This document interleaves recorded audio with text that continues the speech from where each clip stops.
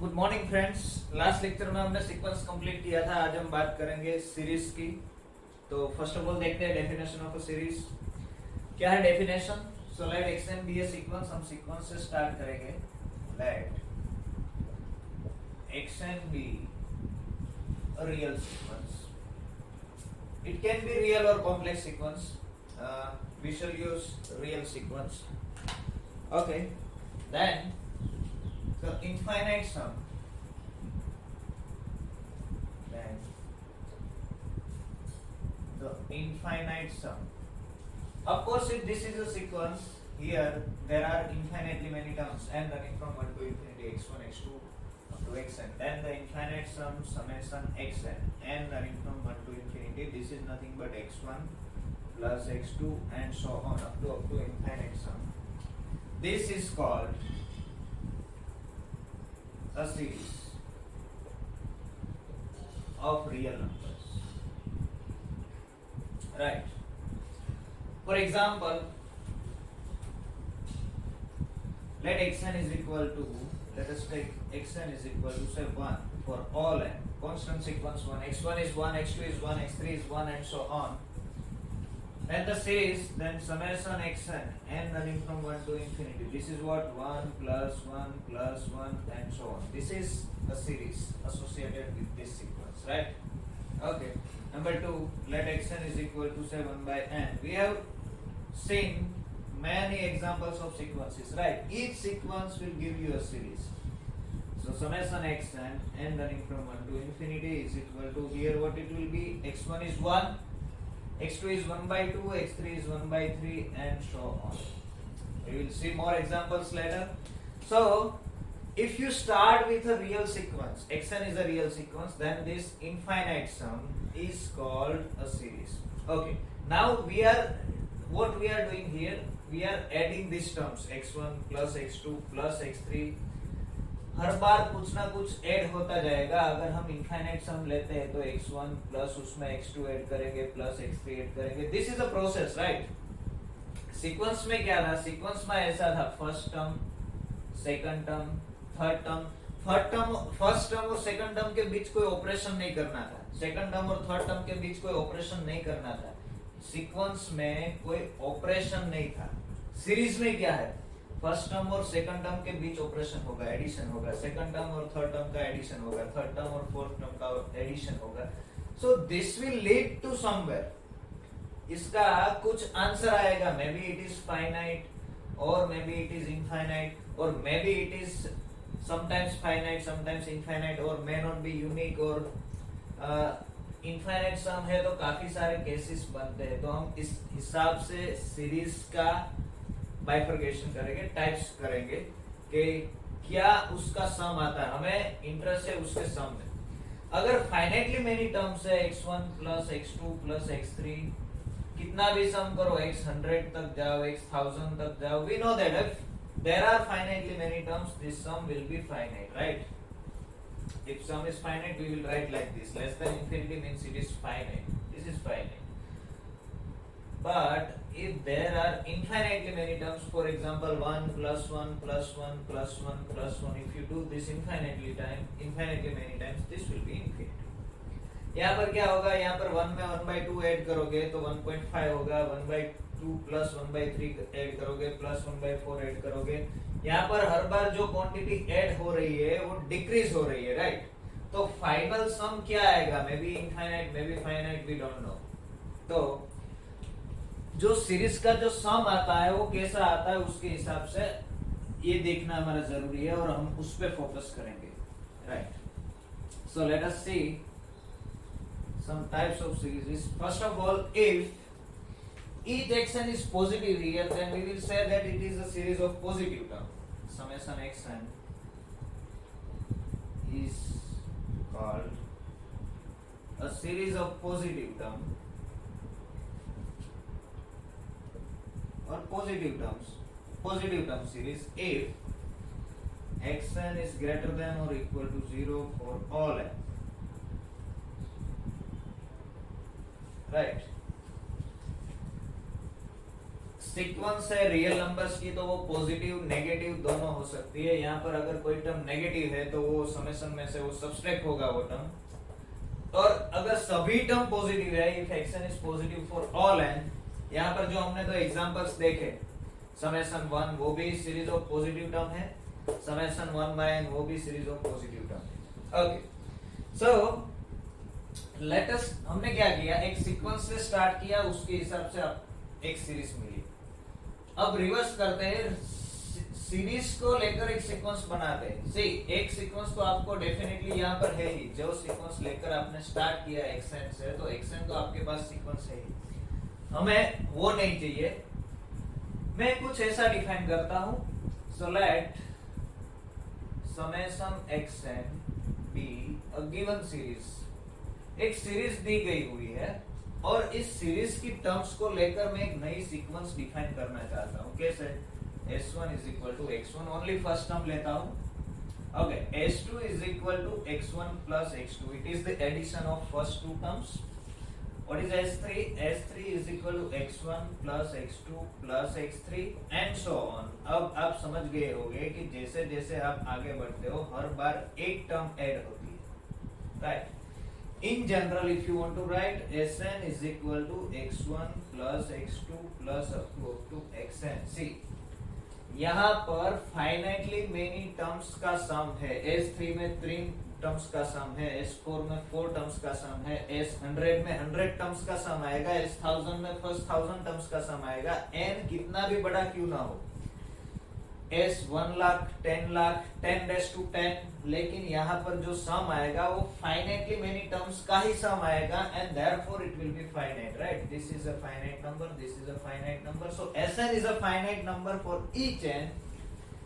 So you can write symbolically like this. This is nothing but summation of xk, k running from 1 to n. So you get this sequence. If you define like this, then the sequence Sn is called, क्या कहते हैं उसे? Sequence of partial sums। Sequence of partial sums of the series summation xn। जो series दी गई है ये full सम है 1 to infinity तक, ये पूरा सम नहीं है, पार्शियल सम है, कुछ कंप्लीट सीरीज का सम नहीं है, राइट? इसीलिए उसको बोलते हैं सीक्वेंस ऑफ पार्शियल सम। और this is the important, because you can see here, if you take n tends to infinity, what will happen? If you take limit n tends to infinity Sn, it will be limit n tends to infinity summation xk, k running from 1 to n, and if you take n tends to infinity, it will be this summation xk, k running from 1 to infinity. So it will give you the sum of series. Maybe this limit is finite, maybe this limit is infinite, this limit may or may not exist, right? So you can see here कि series का जो सम आता है वो इस sequence की limit के ऊपर डिपेंड करता है। इस सीक्वेंस की जो लिमिट आएगी वो सीरीज का सम आएगा। अगर ये लिमिट एग्जिस्ट होती है तो ये सम एग्जिस्ट होता है, अगर ये लिमिट फाइनाइट है तो ये सम फाइनाइट है, अगर ये लिमिट इनफाइनाइट है ये सम इनफाइनाइट है। तो सीक्वेंस का नेचर हमें पता है, हमने सीक्वेंस में देखा है सीक्वेंस किस तरह की होती है। सीक्वेंस होती है कन्वर्जेंट होती है, इधर डाइवर्जेंट होती है, ऑसिलेटरी होती है। तो उस हिसाब से हम सीरीज का भी नेचर डिफाइन करेंगे। तो हम सीरीज को बोलेंगे कन्वर्जेंट, कब बोलेंगे? अगर उसकी sequence of partial sum convergent है तो। ये आप खास समझ लीजिए कि सीक्वेंस ऑफ पार्शियल सम कैसे बनानी है। फर्स्ट टर्म जो अभी हम एक एग्जांपल देखेंगे तो आपको पता चलेगा। Okay, so let me right, and ये सब आपको जो सीरीज का हैंडआउट दिया गया है, नॉट पीडीएफ फाइल, उसमें सभी दिया गया हुआ है। आप पढ़ोगे तो आपको समझ में आ जाएगा, एकदम इजी है और ये आप पढ़ चुके हैं। Okay, so what we are going to define a series summation xn n running from 1 to infinity is called number 1 convergent। Convergent कब बोलेंगे? अगर उसकी पार्शियल सम की सीक्वेंस कन्वर्जेंट है तो। If the corresponding sequence of partial sum, sequence of partial sum जिसको हम SN बोलते हैं is convergent. अगर SN convergent है तो sequence convergent है. Okay. Number 2, summation xn is called divergent if what? It is called divergent if the corresponding sequence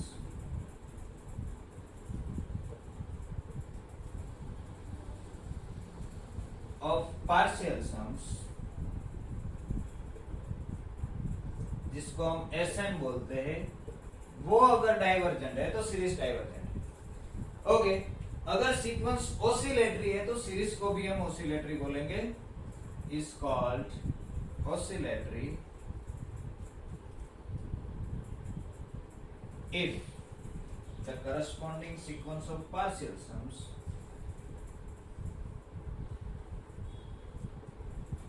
the corresponding sequence of partial sums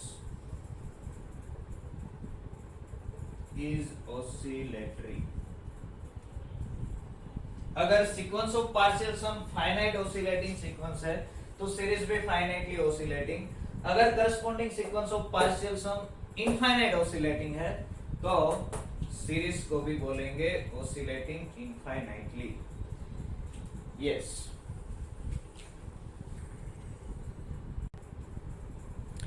तो यहाँ पर एक बात क्लियर हो चुकी है कि हम जो सीरीज का नेचर अगर हमें डिसाइड करना है तो हमें कहाँ पर फोकस करना पड़ेगा. हमें फोकस करना पड़ेगा corresponding sequence of partial sums के ऊपर. हमें एक्सएन हमारे पास देखो दो सीक्वेंस मिले. एक जो सीक्वेंस लेके आपने स्टार्ट किया था एक्सएन से हमें कोई इंफॉर्मेशन नहीं मिलेगी. हमें इंफॉर्मेशन कहाँ से मिलेगी? एसएन से मिलेगी. S N means corresponding sequence of partial sums. Right. Okay. अगर सपोज हम मान लिया जाए कि ये जो सीक्वेंस है summation xn is a series of positive terms है.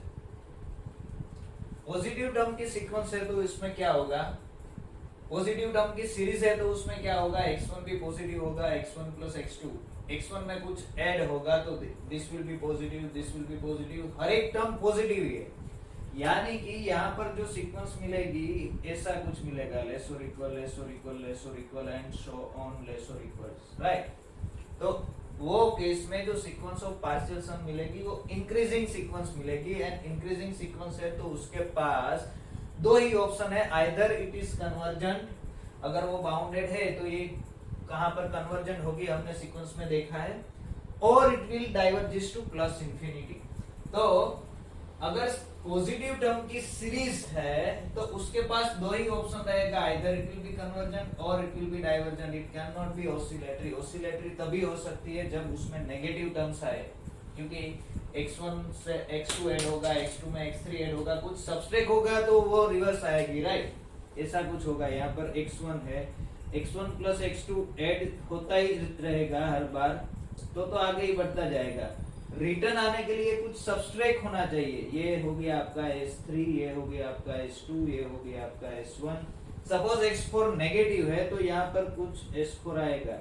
x1 plus x2 plus x3 plus x4. हमने यहाँ पर प्लस x4 लिखा है लेकिन x4 नेगेटिव है तो वो डिक्रीज करेगा. ऐसा कुछ होना चाहिए. राइट. ओके. सो ये this is very important thing कि अगर सीरीज ऑफ पॉजिटिव टर्म्स है तो उसके पास दो ही ऑप्शन है. Either it will be convergent और it will be divergent. It can not be oscillatory. Right. Okay. Oscillatory series होने के लिए उसमें कुछ नेगेटिव टर्म्स आने ही चाहिए तभी वो ऑसिलेटरी हो सकती है. Otherwise it can not be. Let us see few examples and then we will go ahead. So let us talk about this series. Consider the series.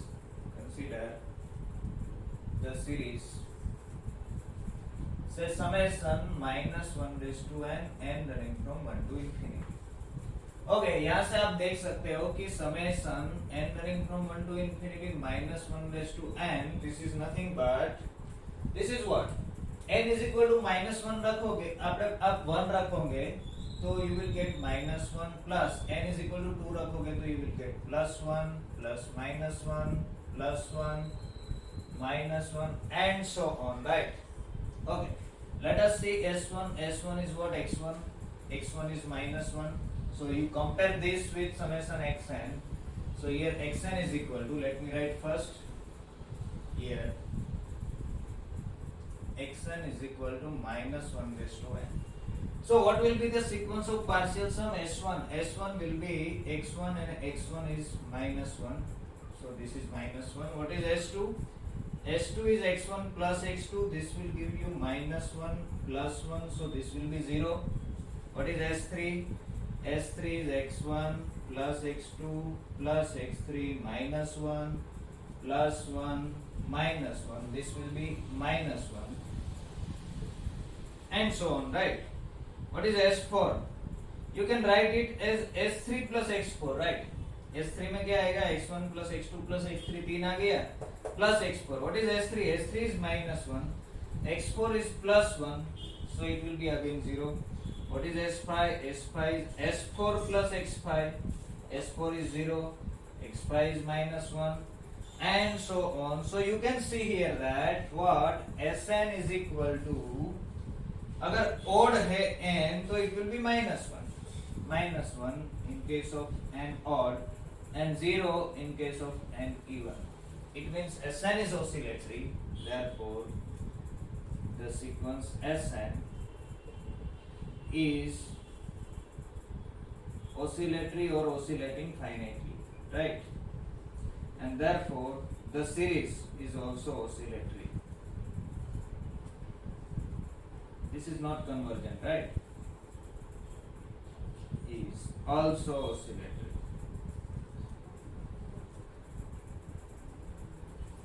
Okay, we will see more examples later.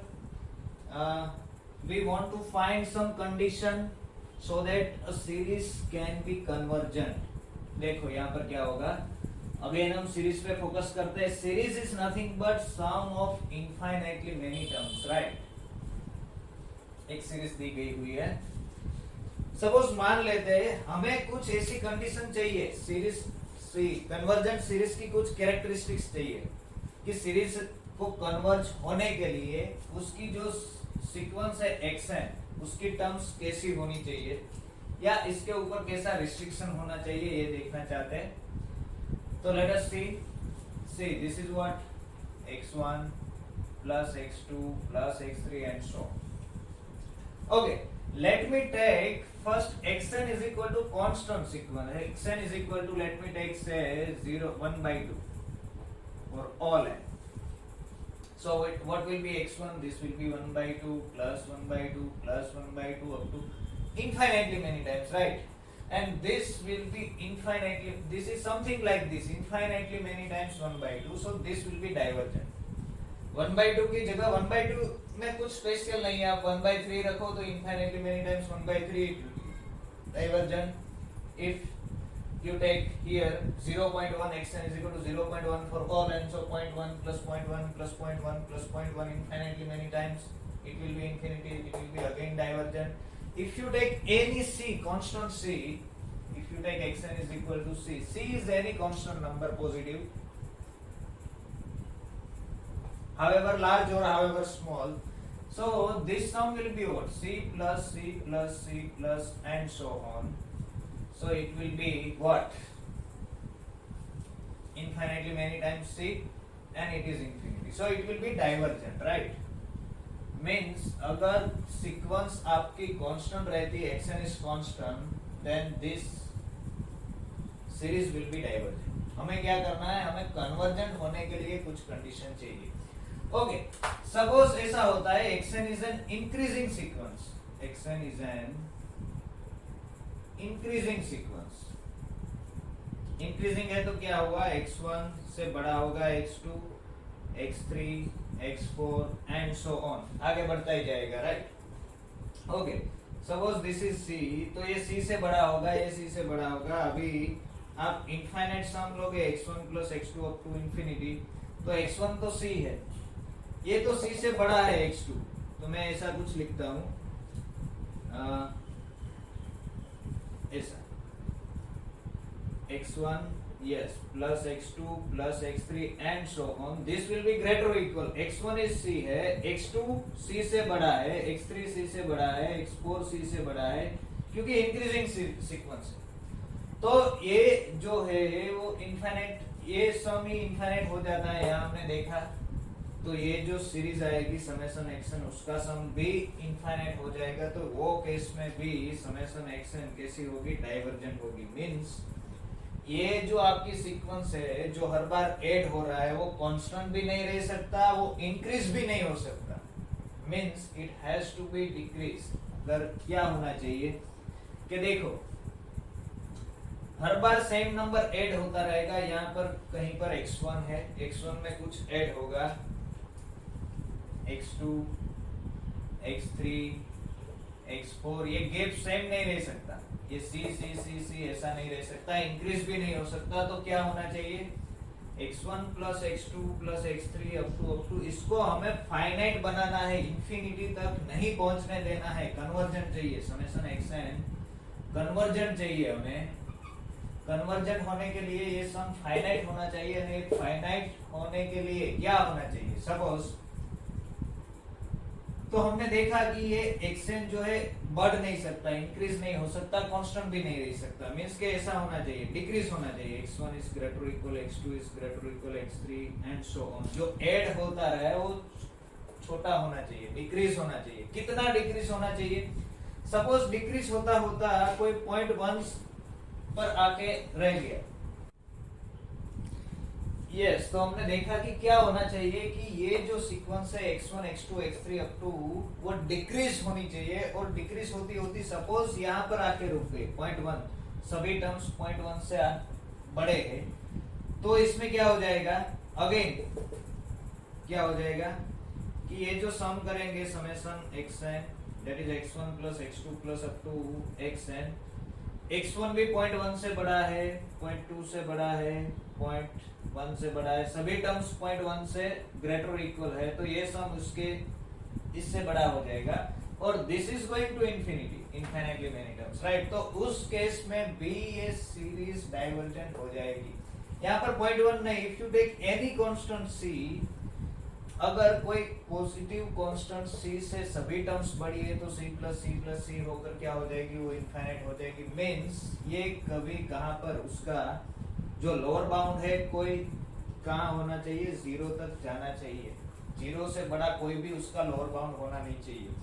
तो ये हमें necessary condition दिख रही है कि अगर कोई series को कन्वर्जेंट होना है तो उसकी जो nth टर्म है xn, ये उसको कहां तक पहुंचना चाहिए, 0 तक पहुंचना चाहिए, डिक्रीज होते होते 0 तक पहुंचना चाहिए। अगर 0 तक नहीं पहुंचती है तो ये सीरीज कन्वर्जेंट नहीं हो सकती, राइट। तो this is the necessary condition, so let us write, actually there are two necessary conditions, this is not sufficient, it doesn't mean कि हम ऐसा नहीं कह सकते कि अगर कोई सीक्वेंस xn से, मैं पार्शियल सम की सीक्वेंस sn की बात नहीं कर रहा हूं, I am talking about sequence xn, ऐसा नहीं बोल रहे कि सीक्वेंस xn 0 पर जा रही है तो वो सीरीज कन्वर्जेंट होगी।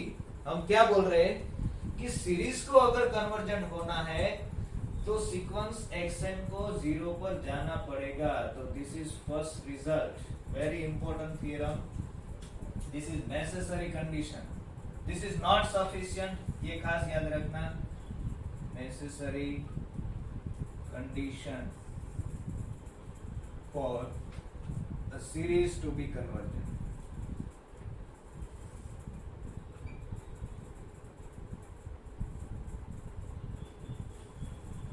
Necessary condition क्या है? So, number 1, a series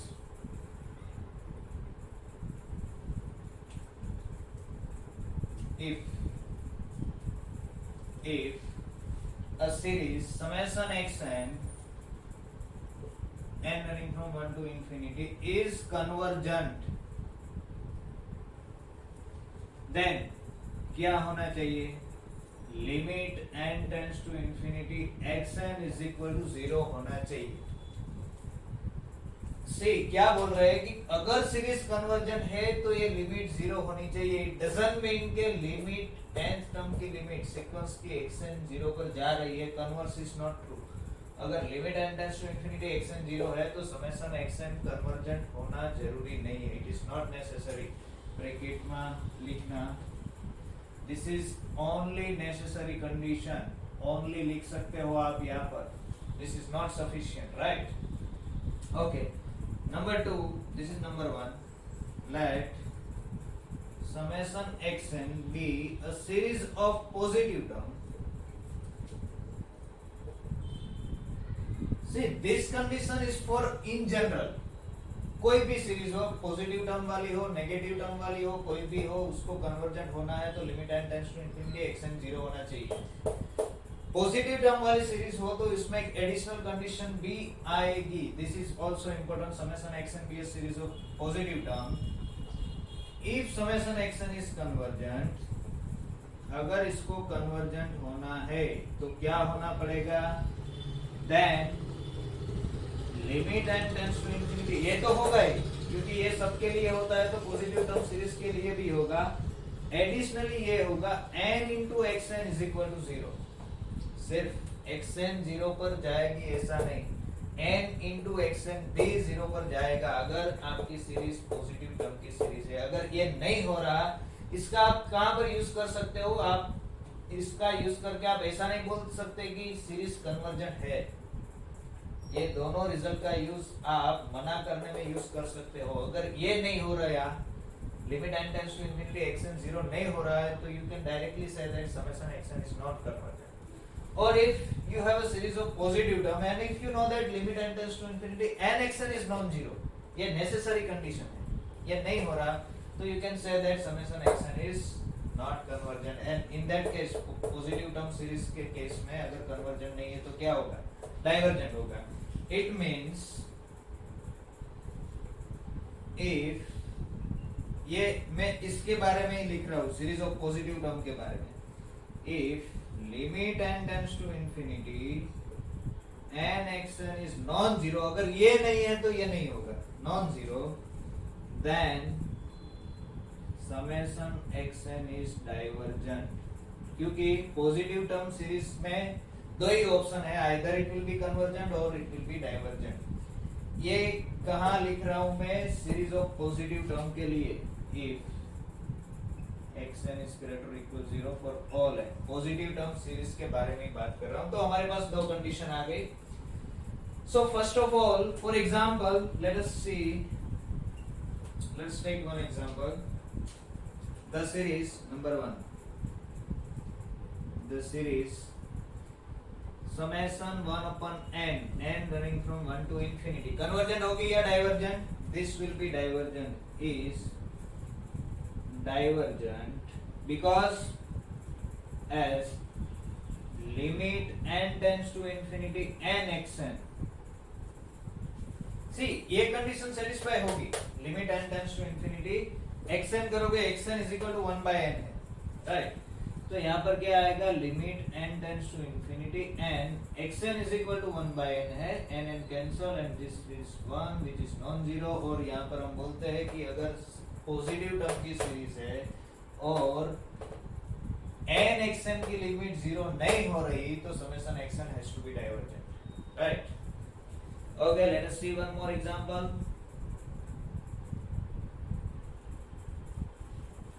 The series n upon the series summation n upon n plus 1 is also divergent because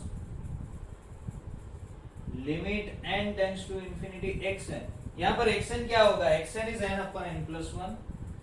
This is limit n tends to infinity n upon n plus 1 and you know this limit is 1. Polynomial of degree 1, polynomial of degree 1. अब sequence की limit find करना आपको आता है, आप directly देख सकते हो, right? Okay, let us take one more example. Say summation cos 1 by n. Number 3. The series summation cos of 1 by n running from 1 to infinity is also divergent. Why it is divergent? As limit n tends to infinity xn, this will be what? This will be limit n tends to infinity cos 1 by n. And this is what? Cos 1 by n is n tends to infinity cos 0 is 1, which is non-zero, and this is a series of positive term, right? Cos, if n is equal to 1, cos 1 is positive, n is equal to 2, cos 1 by 2, cos 1 by 3. Theta is in first quadrant, so the series of positive term. If it is not convergent, then it has to be divergent, right? Similarly, we can talk about sin 1 by n, number 4, the series summation sin 1 by n कैसी होगी, convergent के divergent. यहाँ पर हमने देखो xn की limit लोगे, इसको कंपेयर करो समेशन xn के साथ, तो xn की लिमिट 0 आएगी, no problem. For the series this is equal to this, then what is xn? xn is equal to sin 1 by n. What is limit of nth term? And therefore limit n tends to infinity xn, this is what? This is limit n tends to infinity sin 1 by n. If you take n tends to infinity, this is sin 0 is 0. nth term की limit 0 हो रही है, लेकिन ये limit n tends to infinity xn is equal to 0, ये जो है वो ओनली नेसेसरी कंडीशन है, सफिशिएंट कंडीशन नहीं है, तो इसका यूज करके हम कुछ भी कंक्लूड नहीं कर सकते, इससे कोई कंक्लूजन नहीं आएगा। इससे ये भी नहीं बोल सकते कि सीरीज कन्वर्जेंट है, इससे ये भी नहीं बोल सकते कि सीरीज डाइवर्जेंट है। Okay, we have another test, necessary condition, limit what n tends to infinity n xn, this is what? This is limit n tends to infinity n sin 1 by n, this is what? This is, you can write as limit n tends to infinity sin 1 by n upon 1 by n, and this is 1. See, this is a series of positive term, xn is greater or equal to 0 for all n, right? First quadrant में sin theta, theta is in first quadrant, so this is a series of positive term. Positive term series के लिए ये भी necessary condition है कि n xn की limit 0 होनी चाहिए, जो नहीं हो रही, and therefore summation sin 1 by n is divergent. Once again मैं आपको रिकॉल करा दूं कि ये जो कंडीशन है ये in general positive term series, negative term series दोनों के लिए है। ये जो कंडीशन है n xn की लिमिट 0 होनी चाहिए, वो ओनली पॉजिटिव टर्म सीरीज के लिए है। ओके, नंबर 2 कि ये दोनों ही नेसेसरी कंडीशन है, सीरीज को कन्वर्जेंट होने के लिए ये नेसेसरी है, इट इज नॉट सफिशिएंट। इसका अगर ये लिमिट 0 हो रही है, ये भी लिमिट 0 हो रही है, तो आप ऐसा नहीं बोल सकते कि सीरीज कन्वर्जेंट होगी। You will see the examples कि ये लिमिट 0 हो रही हो, फिर भी series convergent ना हो, right? We will see that these conditions are not sufficient. Okay. So हमारे पास necessary condition आ गई। What about sufficientness? Sufficient condition चाहिए तो क्या करना पड़ेगा? तो हमारे पास ऐसी कोई sufficient condition नहीं है कि जो अप्लाई करके for in general सभी सीरीज के बारे में बता सके कि ये अगर नहीं हो रहा है तो ये सीरीज कन्वर्जन नहीं होगी, और ये हो गया तो ये there is no sufficient condition. तो उसके लिए क्या करेंगे, हमारे पास अलग अलग टाइप की सीरीज, किस प्रकार की सीरीज दी गई है उसके हिसाब से हमारे पास टेस्ट, तो उसका इस्तेमाल करेंगे। Okay, so I am going to define some series, some definition. Number 1, a series of the form, this is a series of the form, number 1, summation 1 upon m raised to p is called a p series। इसको क्या बोलेंगे? p series बोलेंगे, n running from 1 to infinity।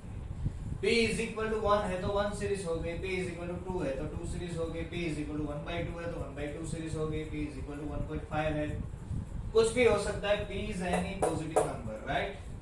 And Number 2, a series of the form summation n running from 1 to infinity a into r raised to n minus 1. कैसी है ये? r n is equal to 1 भाग a plus ar plus ar square up to This is called geometric series. इसको क्या बोलते हैं? Geometric series बोलते हैं, right? This is P series. This is geometric series. P series is very much important. Number 3, a series of the form summation n running from 1 to infinity minus 1 raised to n हो या n plus 1 हो या n minus 1 हो into xn, where xn is positive or non-negative, is called alternating series. Is called an alternating series.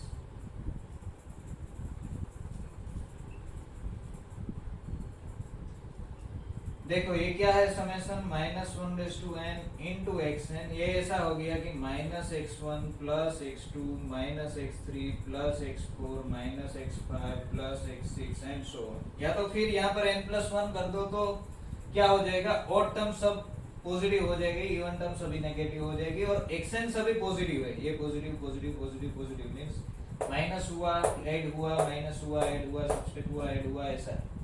This is called alternating series. किस प्रकार की series दी गई है उसके हिसाब से हमारे पास टेस्ट है. तो these are the test. Number 1, this is called theorem. उसमें फर्स्ट है P सीरीज टेस्ट. अगर आपके पास इस प्रकार की सीरीज है तो इसको आप देख के बता सकते हो. P के ऊपर कंडीशन है. P की कंडीशन देख के आप बता सकते हो वो कन्वर्जन है कि डाइवर्जन है. सो a P series into bracket 1 upon n raised to P is convergent if P is strictly less than 1, sorry, P is strictly greater than 1 and divergent. दोनों आप बता सकते हो. अगर P greater than 1 है, strictly greater than 1 है तो ये convergent होगी. and if P is less or equal 1 है तो वो divergent होगी, right? okay, it means P is equal to 1 है तो भी divergent होगी. P is equal to 1 के लिए सीरीज होगी summation 1 upon n. हमने सीक्वेंस का जो लास्ट लेक्चर लिया उसमें दिखाया था कि ये सीरीज, इसमें हमने ऐसा कुछ प्रूव किया था s of 2 raised to n is greater than n by 2, अगर आपको याद हो तो. और s 2 raised to n n by 2 से बड़ा है means limit n tends to infinity लोगे तो this will go to infinity. ये इसकी प्रूफ है. Summation 1 upon n is divergent. This is most interesting series. One of the favourite आपकी होनी चाहिए, आपको पसंद आए ना आए, क्योंकि ये भी जो हमने नेसेसरी कंडीशन देखी ना वो सफिशिएंट नहीं है, ये प्रूव करेगा. वो हम देखेंगे बाद में. Okay, geometric series. The geometric series is convergent. Number 2, the geometric series summation a r raised to n minus 1 is convergent. कब convergent होगी? If modulus of r is less than 1. Modulus r less than 1 है तो वो convergent होगी और in that case इसका sum भी मिलेगा. In that case क्या होगा? summation a r raised to n minus 1 n running from 1 to infinity. This is a upon 1 minus r. अगर आपका mod r strictly less than 1 है तो इसका सम आएगा a upon 1 minus r. infinitely many terms का सम. See, हर बार series का sum find करना इतना इजी नहीं है. सीरीज का सम कितना आएगा वो हम बता नहीं सकते हर बार, लेकिन अगर आपके पास ज्योमेट्रिक सीरीज है और सम पर्टिकुलर केसेस में हम बता सकते हैं कि अगर ये सीरीज है तो उसका सम इतना आएगा. तो ज्योमेट्रिक सीरीज का सम इतना आएगा. अल्टरनेटिंग सीरीज दी गई है तो उसके लिए हमारे पास है Leibniz test. Number 3,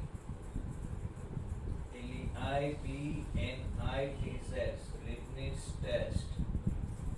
This is the only test for alternating series. अगर आपको alternating series दी गई है तो आपको यही यूज करना पड़ेगा, यही टेस्ट यूज करनी पड़ेगी. We don't have any other test.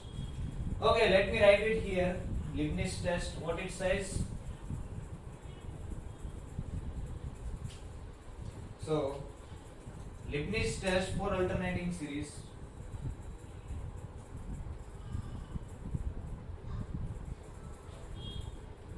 This is important for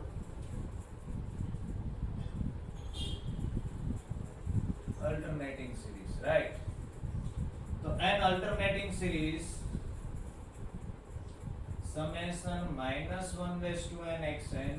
again यहाँ पर n हो, n plus 1 हो, n minus 1 हो, कोई फर्क नहीं पड़ता, doesn't matter, xn is greater than 0, is convergent if number 1 ये जो सीक्वेंस है xn वो डिक्रीजिंग होनी चाहिए, xn plus 1 is less or equal xn for all n, and number 2 xn की जो लिमिट है, limit n tends to infinity xn, ये 0 होनी चाहिए। ये दो कंडीशन अगर सेटिस्फाई करती है तो अल्टरनेटिंग सीरीज जो है वो क्या हो जाएगी, कन्वर्जेंट हो जाएगी, right. Late us see few examples.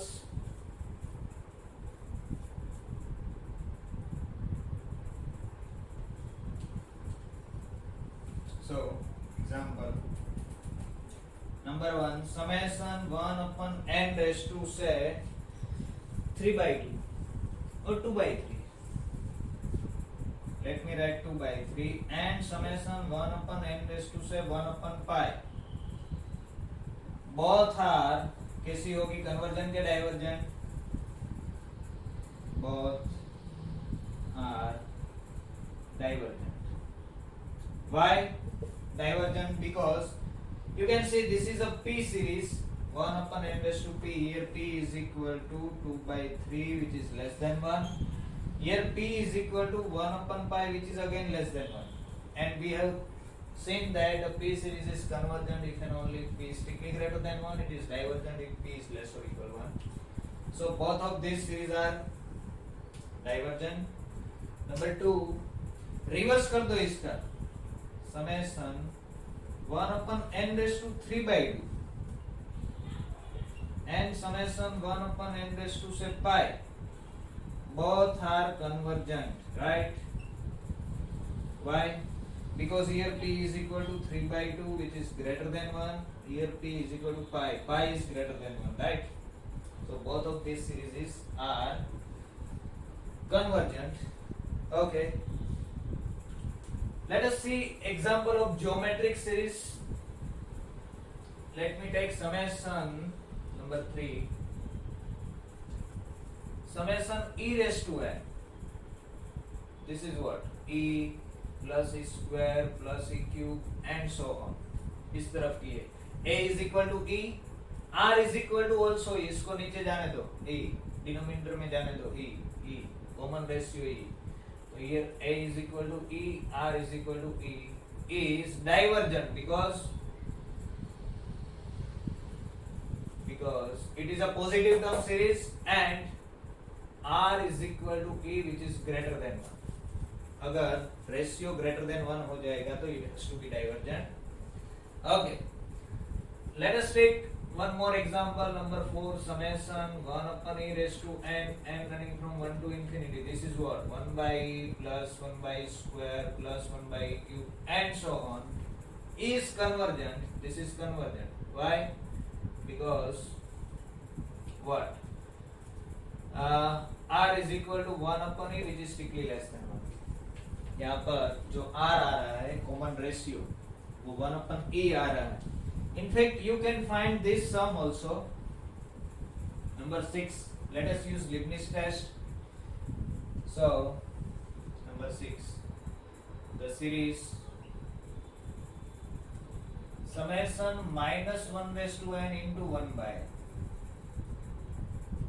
n plus 1. Let me write. ये क्या हो गया, देखो ये ऐसा होगा 1 minus 1 by 2 plus 1 by 3 minus 1 by 4 and so on.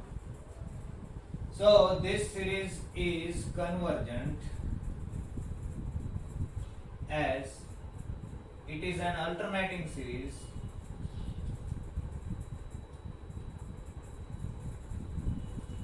Alternating series है with xn is equal to 1/n।